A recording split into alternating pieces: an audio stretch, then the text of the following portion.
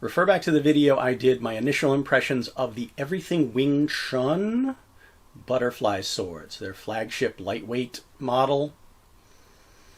And in that video I also mentioned that my hand, wrist, thumb had recovered enough that I can actually flip weapons like that again, butterfly swords or size, and I never thought I'd be able to, like, ever again, and that was very exciting.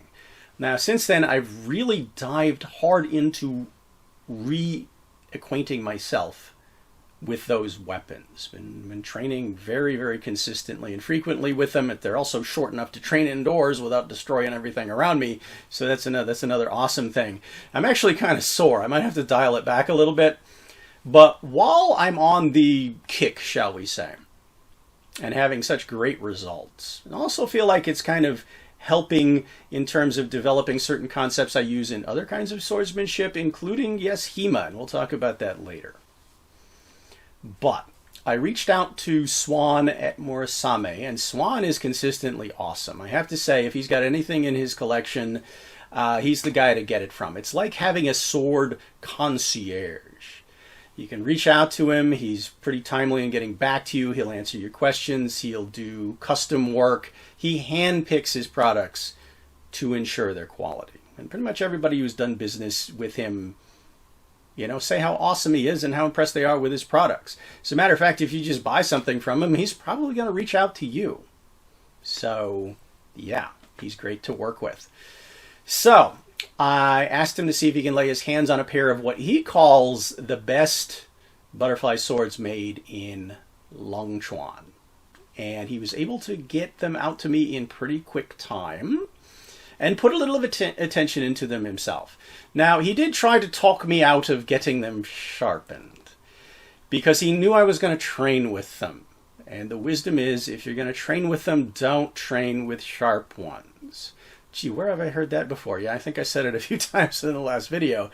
But as I also said, you guys know me, I got to have them sharp. And you can see in the sharpness test that he did a pretty good job. He didn't think he was going to be able to get them that sharp, and we'll take a look at the build quality and the specs and everything like that. But first of all, let's start with the box. Comes in a nice canvas colored box.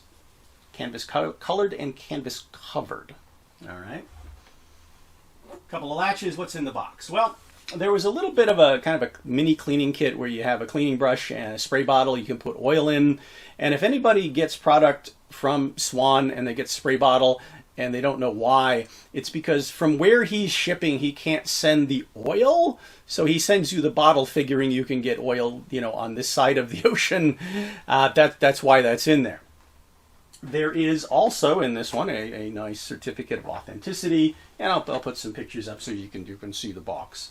Felt lined box with inserts, and in the box you get the pair of knives in a pretty nice leather sheath. Now I'm going to go out of my way to not compare these to the Everything Wing Chun swords, at least not in this video. I will do a follow-up video where I do closely compare them, especially now that I've been working with the Everything Wing Chun swords for a while. Got a little bit more of a sense of them and might change my opinion slightly on the things that I like and maybe not so much like about them compared to these. But let's go ahead and get into these. Specs, fit, finish, quality, handling. What did I get for, well, what did I pay for these? Less than the Everything Wing Chun swords. I'll put the link in the description. At Amazon, they go for $400. So let's take a look. All right, out of the box sharpness. Swan tells me, I'm sorry, Mike, I can't make these katana sharp. Okay.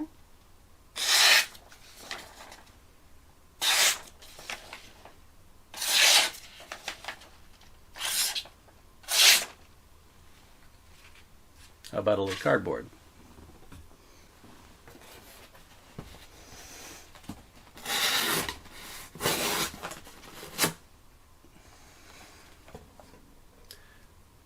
Now that is a knife. All right, let's take a look at how they're put together. And again, I'm going to go out of my way not to compare them to the Everything Wing Chun swords yet. But starting with the sheath, it's a basic fold-over single-stitch seam leather sheath, and when I pull the swords out, you can see on the inside, it's pretty thick leather with the core there to keep the edges from coming through it. Single strap, there's no frog or belt loop on it. Again, I could either add one or create a carrying case, buy a carrying case for them. Swords fit in, well, pretty flat. There's not a lot of rattle or anything like that. They're in there fairly snugly, yet draw smoothly. Now, one thing to notice right up front is, again, these are not cut with that half moon bias that allows them to fit perfectly flat together like they're one sword cut in half.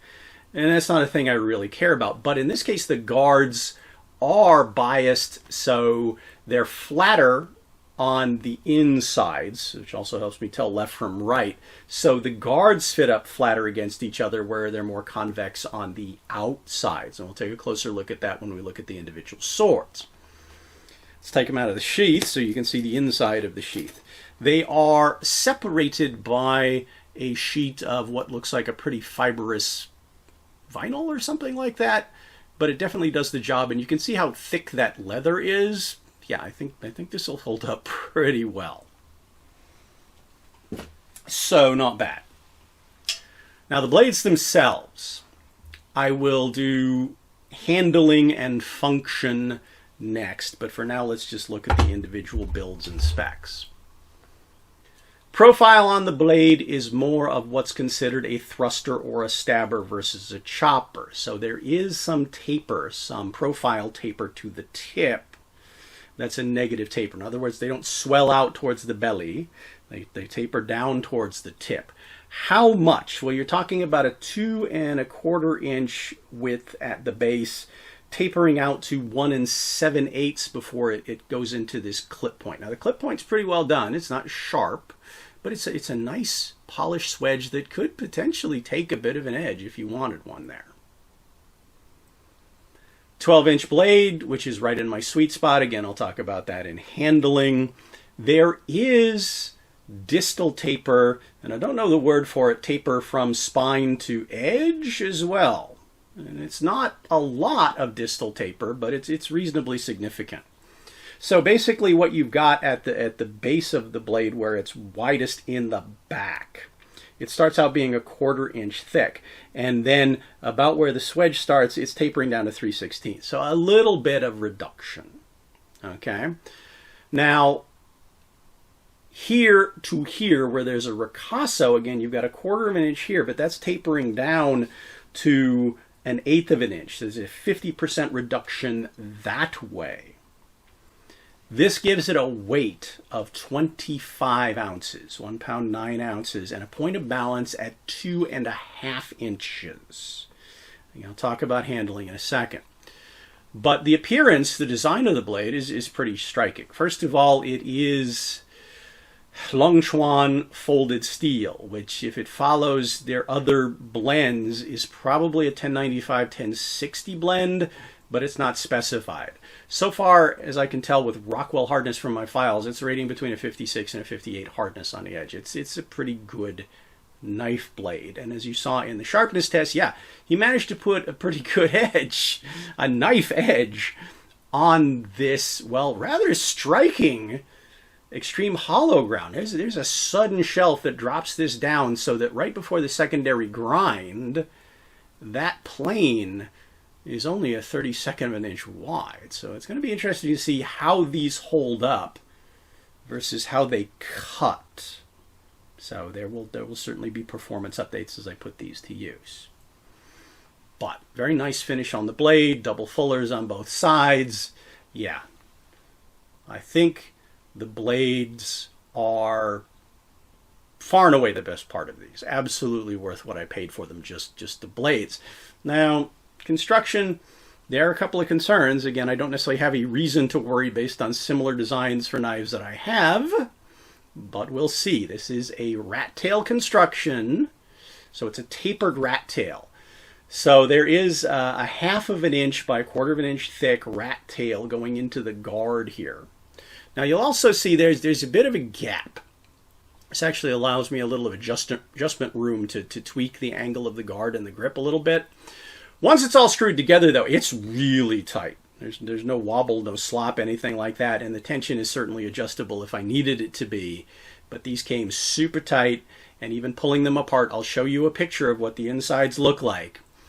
Put them back together, tighten them down, no issue with that so far.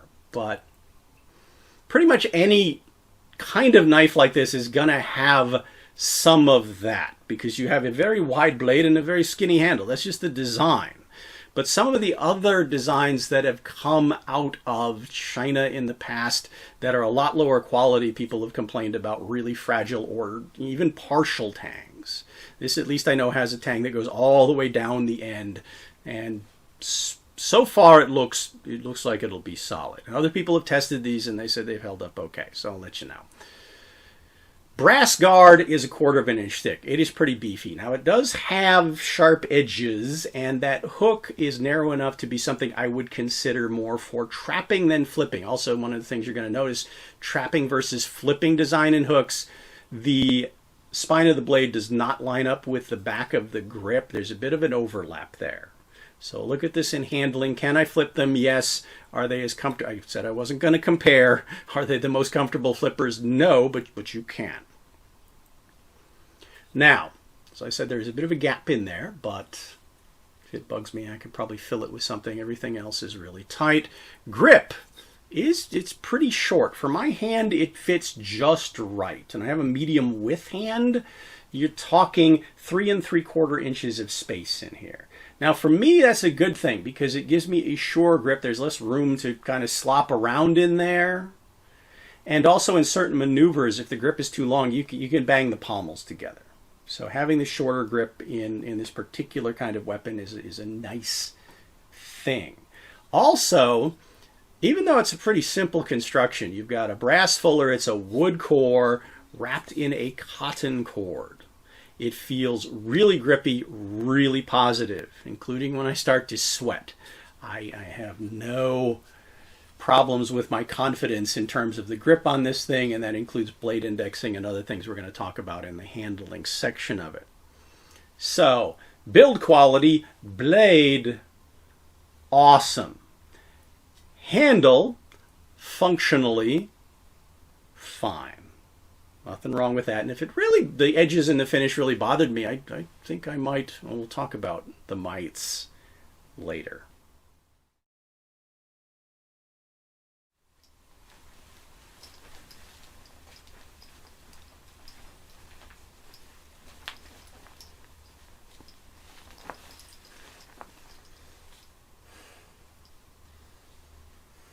All right. So much for watching paint dry. It's going to be really hard for me to really talk about these without comparing them to these. But again, I get to that in another video. And for now, let me say that I think they just really complement each other in my practice well.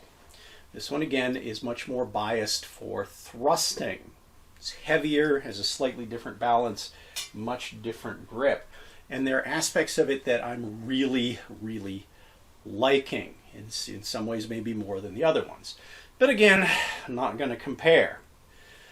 The weapons themselves, I think the weight that they've got and the balance gives them a very nice sense of solidity. I really know where these are, and I really feel some authority, not just in the thrust, but in the cut.